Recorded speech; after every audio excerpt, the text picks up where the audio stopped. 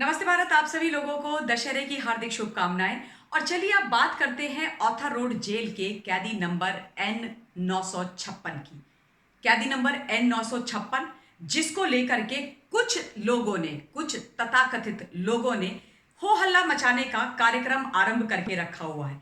ऐसा लगता है मानो एनसीबी ने नारकोटिक्स के इल्लीगल मामले के चलते हुए जब एक क्रूज शिप की रेव पार्टी पर पुख्ता जानकारी के आधारों पर छापा मारा, रेड मारी, तो केवल कैदी नंबर N956 पकड़ा गया और बाकी कोई पकड़े ही नहीं गए। और ये पूरा उसके बाद जो मामला हुआ उसमें टोटल 20 लोगों में से एक ही जो कैदी है या एक ही जो अक्यूज्ड है वही इंपॉर्टेंट है, उसी की बेल होनी चाहिए, वही निर्दोष है। बाकी तो कुख्यात अपराधी हैं, बाकियों की बेल नहीं होनी चाहिए और बाकियों पर कोई बात भी नहीं होनी चाहिए। इस प्रकार का माहौल बनाया जा रहा है। आप लोग समझ गए हैं मैं किसकी बात कर रही हूं। आर्यन खान की नई पहचान जो इस वक्त है ऑथर रोड के जेल के एक बैरक के अंदर, वो हो गई है अब कैदी नंबर N956 की। ये उनकी नई पहचान है। आप सब लोगों को मालूम है कि कल एक बहुत बड़ा फैसला, एक बहुत ही इंपॉर्टेंट जिरह चल रही थी कोर्ट के अंदर। कोर्ट में फैसले को कल रिजर्व रख लिया गया है।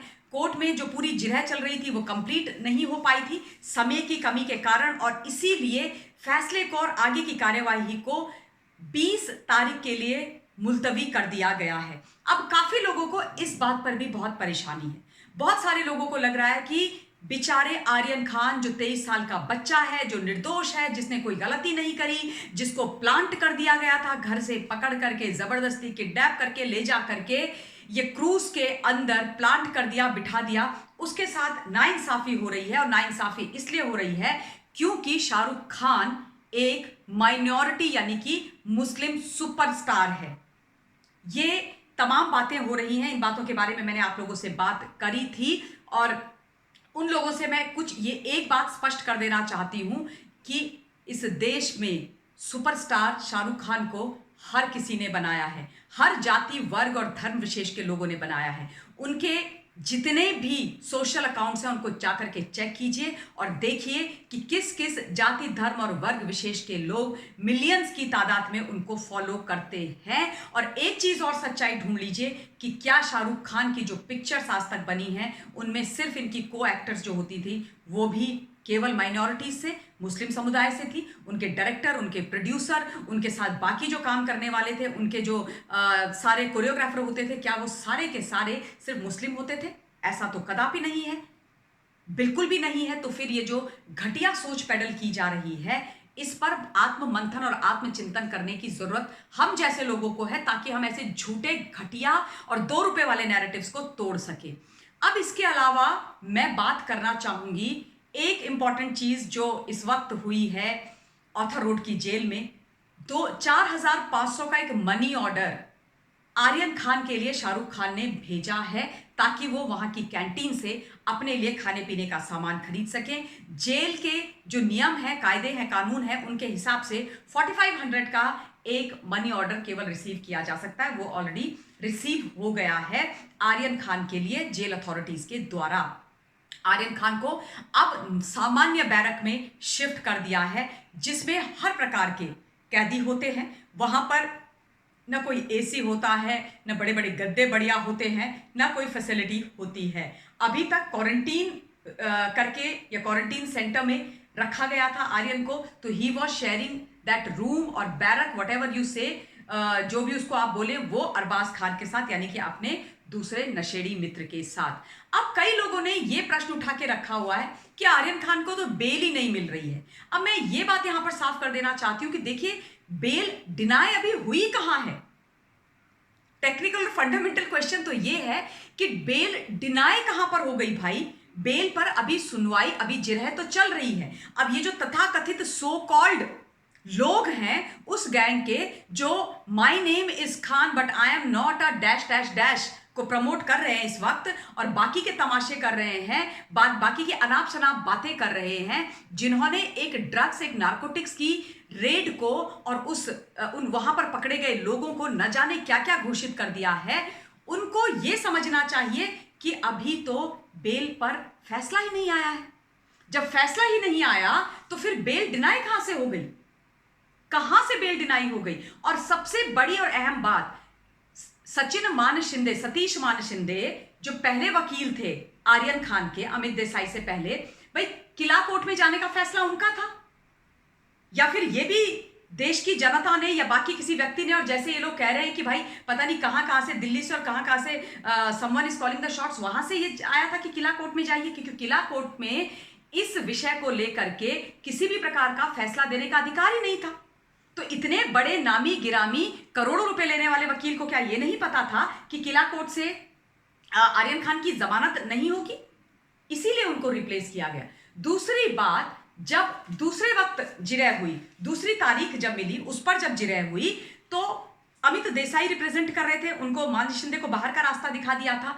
उन्होंने भी यही बोला था कि मेरे को बेल पर मैं अभी बात नहीं कर रहा हूं, मैं डेट पर बात कर रहा हूं, क्योंकि ये एक सीरियस मैटर है, क्योंकि ये मैटर कंसर्न करता है हमारे समाज, हमारी सोसाइटी, हमारे देश और हमारे देश के यूथ को, युवाओं को।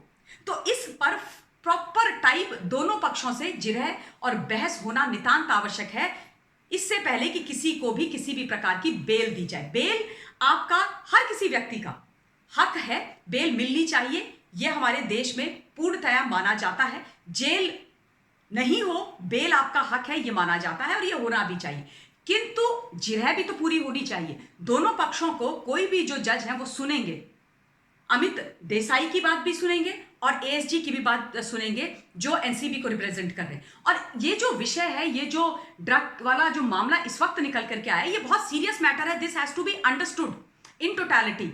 इस मामले में एएसजी ने जो बोला है, उसमें जो ड्रग्स की व्हाट्सएप चैट्स निकली हैं, उससे एस्टैब्लिश हो गया है पहली बात कि ड्रग्स आर्यन खान काफी समय से कर रहे थे, वो उन्होंने खुद भी कबूला है, पंचनामा में है। दूसरी बात ये साफ हो गई है कि इंटरनेशनल जो ड्रग पेडलर्स हैं, उनके साथ इनके कनेक्शंस थे, उनके साथ इनके संबंध है, उनसे बातचीत लगातार चल रही है। तीसरी बात जो बहुत ही बड़ी बात निकल करके आई है ये ड्रग्स की व्हाट्सएप चैट्स के द्वारा, वो ये कि उन चैट्स में जो ये इंटरनेशनल ड्रग पेडलर्स हैं, उनसे बल्क क्वांटिटी की बात की जाती थी। अब आप मुझे ये बताइए कि जो इनोसेंट है, जो बच्चा है, वो ड्रग्स लेने की, नार्कोटिक्स की कमर्शियल या बल्क क्वांटिटी की बात क्यों करेगा किसी ड्रग पेडलर से, वो भी इंटरनेशनल, अनलेस वो इस धंधे में हो, अनलेस वो इस बिजनेस को करते हो। तो ये सीरियस मैटर्स हैं, ये छोटे मोटे मैटर नहीं है, और इसलिए दोनों पक्षों की बातें सुनना, जिरह सुनना बहुत आवश्यक है, और उसके बाद बेल पर फैसला होगा। तीसरी बार जब कल डेट पड़ी तो लगातार पूरा दिन बहस चली, दोनों पक्षों ने अपने पक्षों को रखा, मजबूती से रखा। एएसजी के ऑब्वियसली जो काउंटर आंसर्स थे वो बहुत भारी थे, क्योंकि वो पूरे पुख्ता सबूतों और आधारों पर बात कर रहे थे। अब कल जब फिर से 20 तारीख के लिए मुलतवी किया गया, तो उसमें आप खुद सोचिए कि कुछ टेक्निकल, कुछ जो फैक्ट्स हैं, जो सच है, वो चीजें आ गई। जैसे दशहरे की छुट्टियां हो गई, 2 दिन का बैंक कोर्ट की छुट्टियां हो गई, सैटरडे संडे आ गया। तो भैया इतनी बड़ी कंस्पिरेसी करने के लिए तो ना कोई लगा हुआ है, ना कोई बैठा हुआ है कि दशहरा उस समय प्लान किया जाए जिस समय शाहरुख खान का बेटा अरेस्ट होगा। वो भैया हमारे सनातनियों के या इस देश के त्योहार किसी सुपरस्टार के बेटे के ड्रग्स में अरेस्ट होने पर निर्भर नहीं करते हैं। वो तमाम चीजें होती रहती हैं, और वही हुआ है। दशहरे की छुट्टियां आ गई, उसके बाद कोर्ट की छुट्टियां आ गई, उसके बाद सैटरडे संडे आ गया। अब इसमें अगर कोर्ट पूरी सुनवाई नहीं कर सका, कल का समय पूरा हो गया, उसके बाद उसको आगे बढ़ाना पड़ा, तो इसमें किसकी गलती है भाई? तो ये कहानी जिस प्रकार से गढ़ी जा रही है, ये बहुत दुखदाई है। और इसके अलावा इम्तियाज खत्री इसमें बहुत इंपॉर्टेंट लीड है, कनेक्शन है। इम्तियाज खत्री से भी लगातार बातचीत, पूछताछ हो रही है। Coffee with NCB Imtiaz Khatri की चल रही है। तो फिर जब ये तमाम चीजें चल रही हैं, तो उन लोगों की अक्ल क्या घास चरने गई है जो एक झूठा और गलत नैरेटिव बिल्ड कर रहे हैं? और कोई बच्चा नहीं है, इसके पीछे काफी पुख्ता चीजें निकल करके आ रही हैं। और जो भी नैरेटिव बुने जा रहे हैं कुछ लोगों के द्वारा, उनको ये बात समझ आ जानी चाहिए कि हर बार जब इस देश में किसी भी बुराई के खिलाफ कोई लड़ाई होती है, तो इन लोगों के पेट में दर्द क्यों होता है? प्रश्न ये है, और यही प्रश्न आप लोगों को लगातार इनसे करना चाहिए। अब इस वक्त के लिए मैं अपनी वाणी को विराम देती हूँ। जल्द ही आप लोगों के बीच में दोबारा हाजिर होंगी। Till then stay safe, stay blessed and जय हिंद।